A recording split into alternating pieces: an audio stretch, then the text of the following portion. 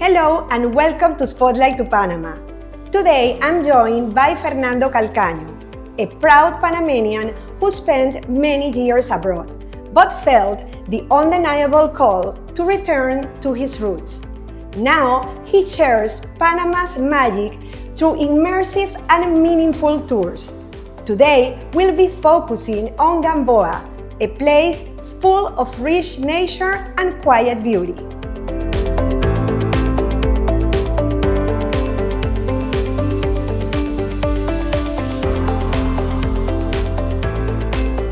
Fernando, thank you so much for being here today. Hi Anna, how are you?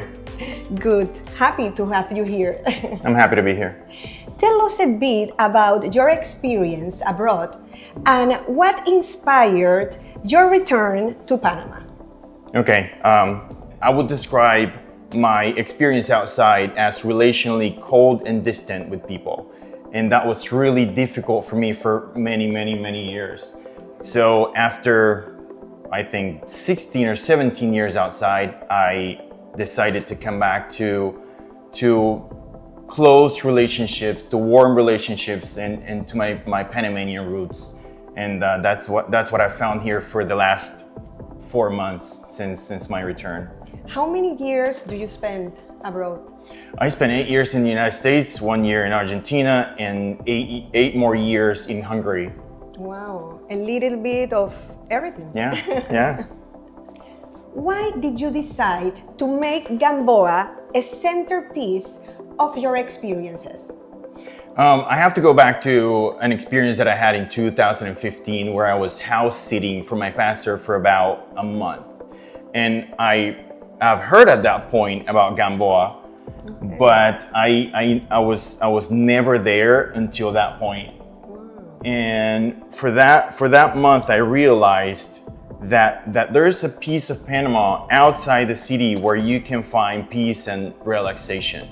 I like vegetation and I like animals. So every time I went out for a run, I would see some new animal that I never saw before. And this is what caught my attention about Gamboa. And I started dreaming about the possibility of someday living there. That's how much I liked it. And now that I came back, of course, having the ability to do tours in Gamboa and from Gamboa, to me, it's really special. I can imagine.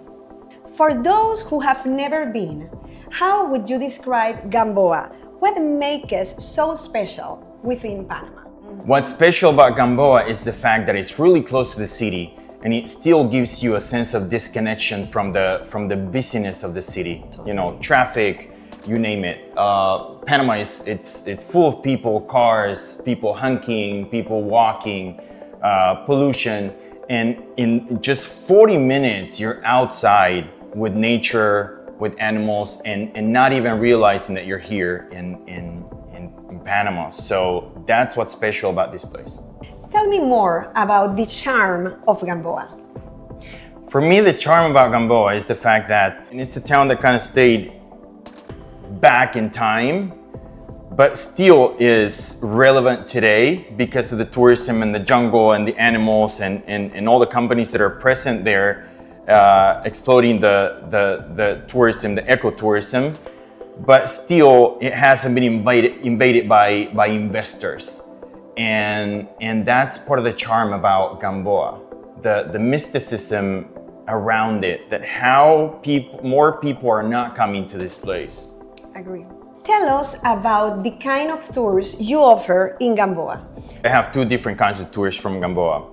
In Gamboa, there are going to be the ones that are that involve the sloth sanctuary and the Panama Rainforest Discovery Center. Okay, these two places are wonderful places to just tour inside Gamboa. You stay there, you do a little bit of hiking in the Discovery Center, and then you go to the sloth sanctuary, and you're going to see. Right in front of you, you can touch them, sloths, which people absolutely love. Yeah. So these two tours, or these two places, attractions, however you want to call them, they're in Gamboa. And then from Gamboa, I have two tours.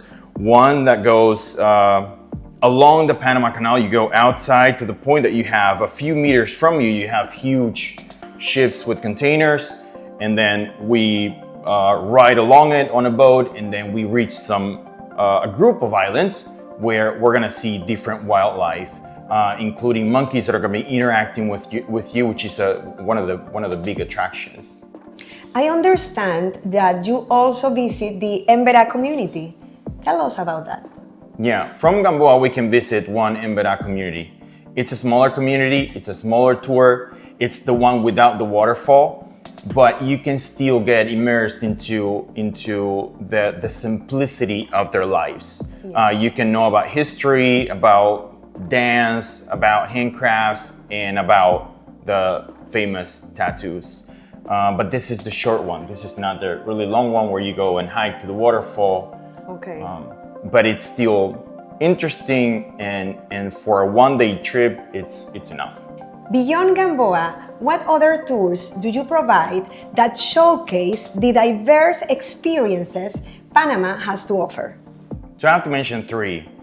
One is Ember tribe in between Panama and Cologne. So we travel there, we're picked up in the Chagres by the Ember community, and then we ride on boats, on canoes to their tribe, and we spend the whole day there. That's a very interesting trip. There's an opportunity to hike to a waterfall, which people love, and it's complete immersion in their culture. Another one would be Portobello. I grew up in Cologne until when I was 12, and I'm proud to be able to take people to the Portobello area, and then from there you can visit many different touristy points in that region, and they're gonna be beautiful water and really beautiful beaches there. And then of course San Blas. You cannot leave Panama if you don't visit beautiful San Blas. A paradise. Yeah.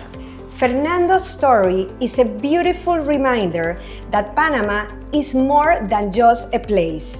It's a feeling, it's a connection, and sometimes even a calling. Fernando, thank you so much for joining us. Thank you for having me. Thank you so much for watching. Don't forget to subscribe, share this episode, and keep exploring the heart of this amazing country with us. See you soon.